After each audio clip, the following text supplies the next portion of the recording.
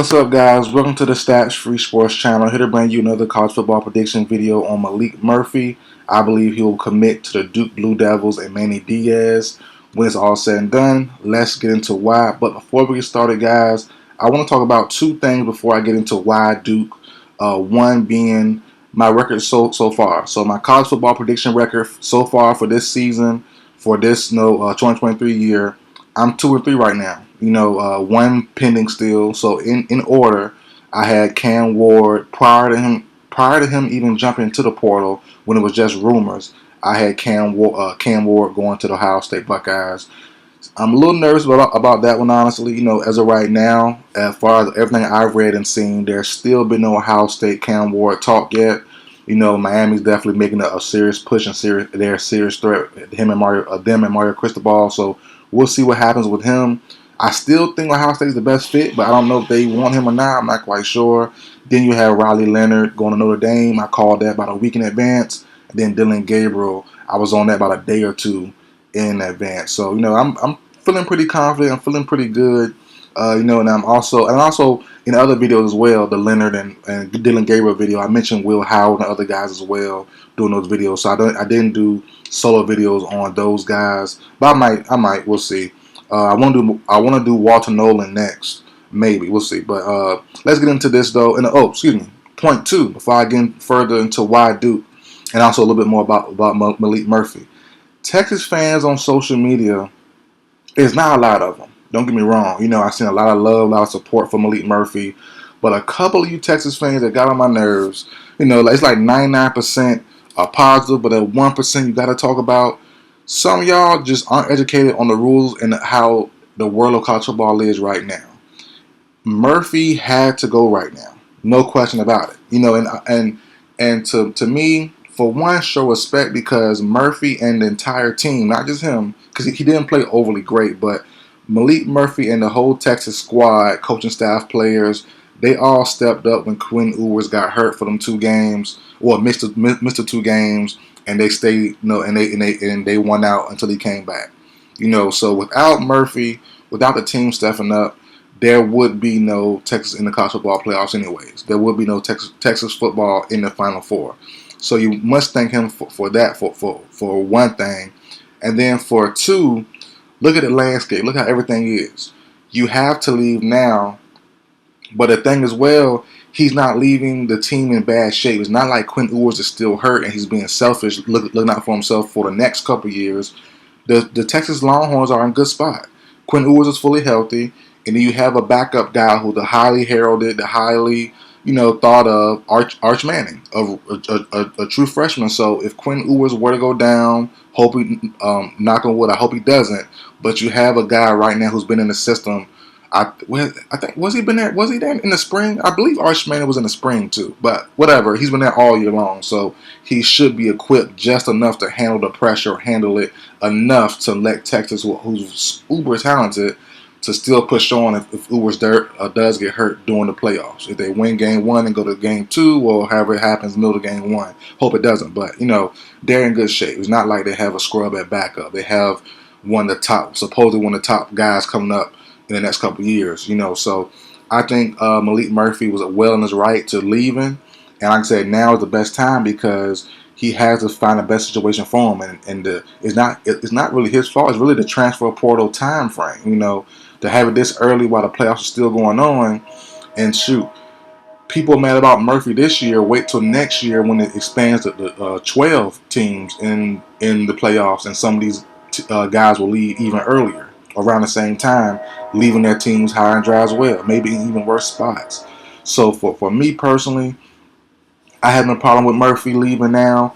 It's the best thing to do for him and his career, and also he helped the team get to where they at now before that little 2-game stretch. So much love to him, much shout out to him. But people, the little minute segment of people that was really pissed off about him leaving and call him names and saying he's a loser, quitter, and all that stuff, he's selfish. They're not being realistic, But let's get into Maalik Murphy, 6'5", not true freshman, a redshirt freshman who has 3 years left for eligibility. So he'll be around most likely, and I guess the best case scenario, he'll be around for at least 2 years. I think next year will be getting his feet wet as a full time starter, and hopefully for him and the new place that he's going to, he emerges as a true NFL prospect and leaves after that year. But they do have him under their control at least, or at least they have eligibility for in the next 3 years wherever he end up going.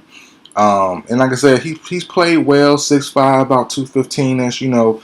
Definitely need to gain more weight as time goes on, but that'll happen as you get older. No worry about that right now. But 4-star guy out of Cali a couple years ago. All the talent in the world. And I'm pretty sure these teams and these coaches are drooling them out to get him. Him, the young boy from not young boy, but the young man from Oregon State that transferred with DJU, the quarterback Aiden Chiles or something like that.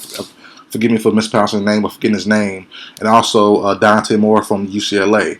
Those are all three good young players who can be molded to their new situation, and hopefully be NFL prospects sometime down the line. So when those two guys earlier, Chiles or Aiden from Oregon State and Dante Moore, both should be going to Michigan, in the Michigan area.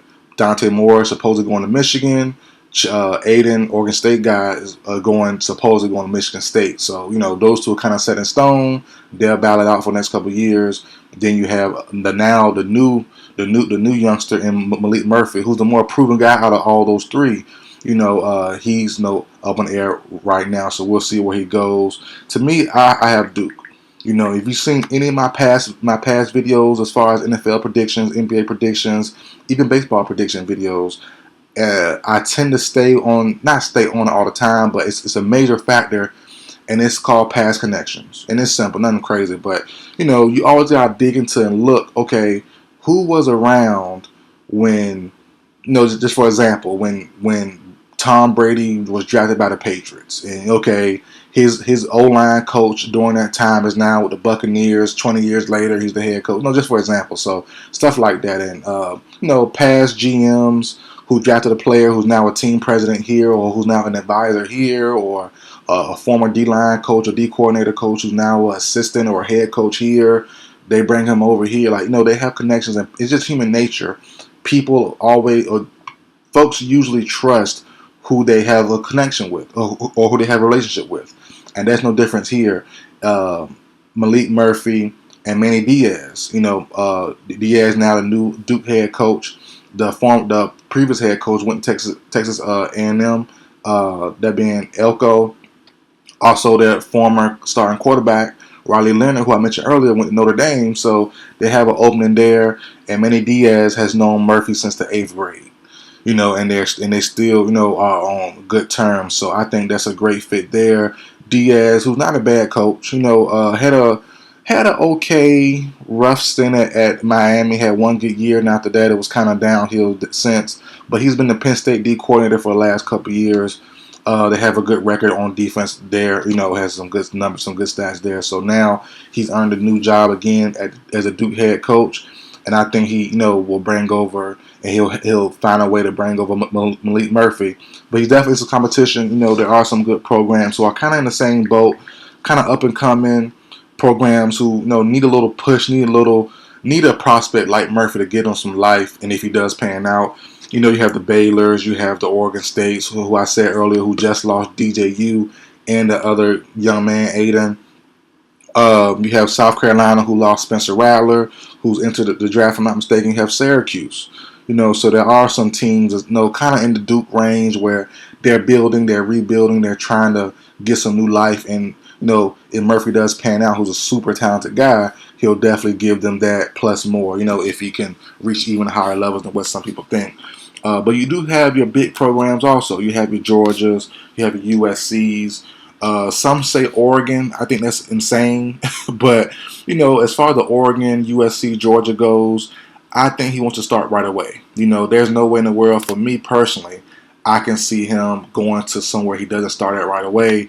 If he did want to stay somewhere, he'll stay at Texas and just sit on the bench because Quinn Ewers supposedly is returning.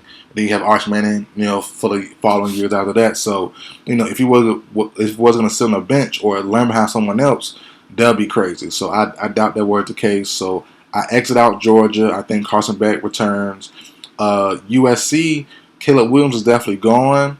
But you do have guys like Malachi Nelson, who was recruited there for a reason as a big time prospect. So I think he gets a start, or someone else, Will Howard maybe. And then you have who I said earlier, Oregon. They have Dylan Gabriel. There's no point in getting him. I don't think he sits for another year. So that really leaves to me Syracuse, Baylor, and Duke. Oregon State's a cool option, but I think he goes to one of the first three programs. And like, as I said earlier, Manny Diaz and Duke, to me, just make the most sense. Past relationship history, ACC. Not gonna lie, they are a weak conference, so he can definitely put up numbers. He got he doesn't have to worry about the top competition, as much as he normally does in the Big 12 and all the other places. So Syracuse, Duke. And like I said, Baylor as well. Baylor, there's some tough teams you got to play to really stand pat and face. So I think he goes to Duke. He goes to Manny Diaz. And he gets his feet wet. Next year's a full-time starter. Then the year after that, I expect him to explode on the scene and hopefully make some big noise. But I'm excited for him. I'm excited for all these young men that are transferring, especially who was sitting behind players. They're now going to show their own. They have to show what they're really worth, show their own talent, and really earn it on their own. So some will sing, some will rise to the occasion. So we'll see what Maalik Murphy does. But he's definitely uber talented. He definitely has the skill set to be great. But there are some players out there. His little Texas tenure that like, all right now, but he is young, so you gotta give him a little pass for it. But like I said, I think overall he had 3 touchdowns and 3 picks, about 477 yards, something like that, pushing 500 yards. So appeared in a handful of games. So he's not, like I said, he's young, so you can't judge him all the way. Because Arch Manning didn't look great either in his. I think he only played like a half or something like that. He didn't look great, or a quarter. He didn't look great either. So, but like I said, he's young. Time will tell, and he gets a full camp as a full-time starter, gets the reins, get the confidence. We'll see how everything goes there. But that's it for the video, guys. Like, share, comment, subscribe. I'll see you guys next time.